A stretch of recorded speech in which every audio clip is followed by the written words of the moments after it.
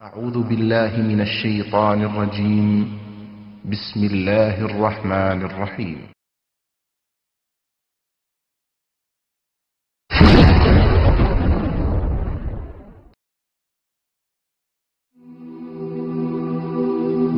মৃত্যু এমন এক বাস্তবতা যার থেকে কেউ পলায়ন করতে পারবে না। প্রত্যেকটি প্রাণীকেই মৃত্যুর স্বাদ আস্বাদন করতে হবে। আল্লাহ তাআলা পবিত্র কালামে মাজিদে ইরশাদ করেন, কুল্লু নাফসিন যায়িকাতুল মাউত, প্রতিটি প্রাণী ওই মৃত্যুর স্বাদ আস্বাদন করবে। কুল ইন্নাল মাউতাল্লাযী তাফিররুনা মিনহু ফাইন্নাহু মুলাকীকুম, হে নবী আপনি বলে দিন, মৃত্যু যার থেকে তোমরা পলায়ন করছো সে অবশ্যই তোমাদের সাথে সাক্ষাৎ করবে। আইনামা তাকুনু ইউদরিকুমুল মাউতু ওয়ালাউ কুনতুম ফি বুরুজিম মুশাইয়াদা, তোমরা যেখানেই থাকো না কেন মৃত্যু তোমাদেরকে পাকড়াও করবেই, যদিও তোমরা সুদৃঢ় দুর্গে অবস্থান করো। লিকুল্লি উম্মাতিন আজাল, ইযা জাআ আজালুহুম ফালা ইস্তাখিরুনা সাআতান ওয়ালা ইস্তাকদিমুন, প্রত্যেকটি জাতিরই মৃত্যুর জন্য একটি নির্ধারিত সময় রয়েছে। যখন সেই নির্ধারিত সময় চলে আসে তখন তার থেকে এক মুহূর্ত আগ পিছ করা হয় না। এই ক্ষণস্থায়ী পৃথিবী যাকে নিয়ে তোমরা স্বপ্ন দেখছো, এই স্বপ্নের পৃথিবীও একদিন ধ্বংস হয়ে যাবে। কিয়ামতের সময় যখন নিকটবর্তী হবে তখন আল্লাহ সুবহানাহু ওয়া তাআলা নিজের দায়িত্বপ্রাপ্ত ফেরেশতাকে সিংহায় ফুৎকার দেওয়ার আদেশ দিবেন। অতঃপর ফেরেশতা সিংহায় ফুঁক দিবেন, ফলে পৃথিবী ও পাহাড় সমূহ উত্তোলিত হবে, চূর্ণ বিচূর্ণ হয়ে যাবে, আকাশ ফেটে টুকরো টুকরো হয়ে যাবে এবং নক্ষত্র সমূহ ঝরে পড়বে, সূর্য তার কিরণ হারিয়ে ফেলবে, সমুদ্রকে উত্তাল করে তোলা হবে। সেদিন কিয়ামতের ভূমিকম্প ও কিয়ামতের ভয়াবহ অবস্থা দেখে সকলেই মৃত্যুবরণ করবে। আল্লাহ তাআলা বলছেন, ইয়া আইয়ুহান নাসু ইত্তাকু রাব্বাকুম ইন্না যালযালাতাস সাআতি শাইউন আযীম يوم ترونها تذهل كل مرضعة عما رضعت وتضع كل ذات حمل حملها وترى الناس سكارى وما هم بسكارى ولكن عذاب الله شديد। হে মানুষ, তোমরা তোমাদের প্রতিপালককে ভয় করো, নিশ্চয়ই কিয়ামতের প্রকম্পন এক ভয়ঙ্কর ব্যাপার। সেদিন তোমরা দেখবে প্রত্যেক স্তন্যদানকারিণী আপন দুগ্ধপোষ্য শিশুকে ভুলে যাবে এবং প্রত্যেক গর্ভধারিণী তার গর্ভপাত করে ফেলবে। তুমি দেখবে মানুষকে পাগলের মতো, আসলে ওরা পাগল নয়, তবে আল্লাহর আযাবই হবে কঠিন। فإذا نفخ في الصور نفخة واحدة وحملت الأرض والجبال فدكتا دكة واحدة, অতঃপর যখন সিংহায় ফুঁক দেওয়া হবে একটি মাত্র ফুঁক, আর জমিন ও পর্বতমালাকে উত্তোলিত করা হবে এবং মাত্র একটি আঘাতে এগুলো চূর্ণ বিচূর্ণ হয়ে যাবে।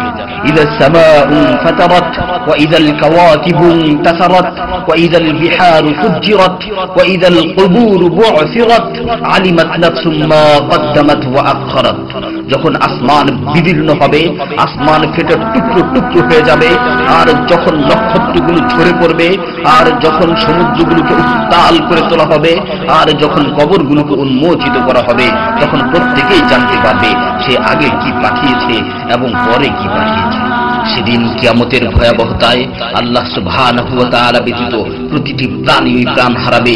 পবিত্র কালামে মাজিদে ইরশাদ হয়েছে, কুল্লু শাইইন হালিকুন ইল্লা ওয়াজহা, সেদিন আল্লাহর মহান সত্তা ব্যতীত প্রত্যেকটি জিনিসই ধ্বংস হয়ে যাবে। কুল্লু মান আলাইহা ফান ওয়া ইয়াবকা ওয়াজহু রাব্বিকা যুল জালালি ওয়াল ইকরাম, সেদিন জমিনের উপর যা কিছু রয়েছে সবই ধ্বংস হয়ে যাবে, আর শুধুমাত্র মহামহিম ও মহানুভব আল্লাহ সুবহানাহু ওয়া তাআলাই বাকি থাকবেন।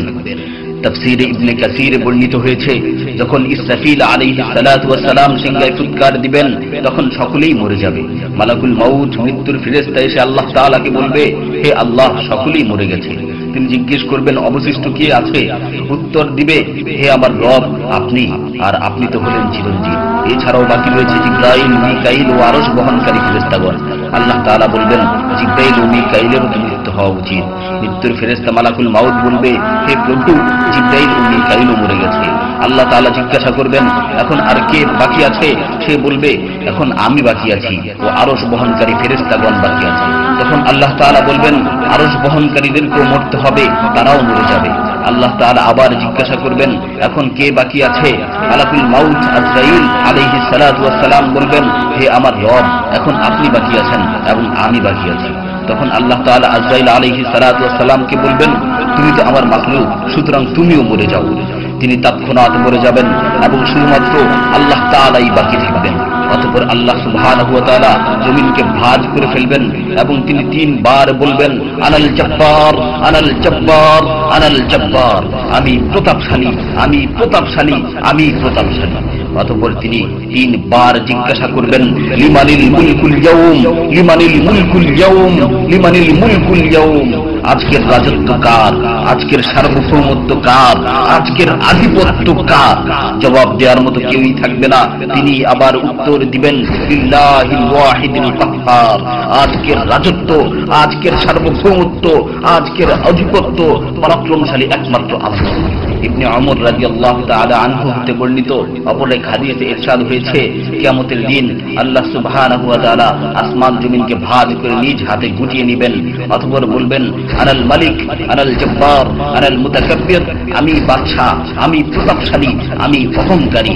আইনা মুলুকুল আরদ, আইনাল জব্বারুন, আইনাল মুতাকাব্বিরুন, দুনিয়ার রাজা বাদশারা কোথায়, দুনিয়ার প্রতাপশালীরা কোথায়, দুনিয়ার অহংকারকারীরা কোথায়? তখন আল্লাহ তাআলা সুউচ্চ কণ্ঠে 3 বার জিজ্ঞাসা করবেন, লিমানিল মুলকুল ইয়াউম, লিমানিল মুলকুল ইয়াউম, লিমানিল মুলকুল ইয়াউম, আজকের রাজত্ব কার, আজকের সার্বভৌমত্ব কার, আজকের আধিপত্য কার?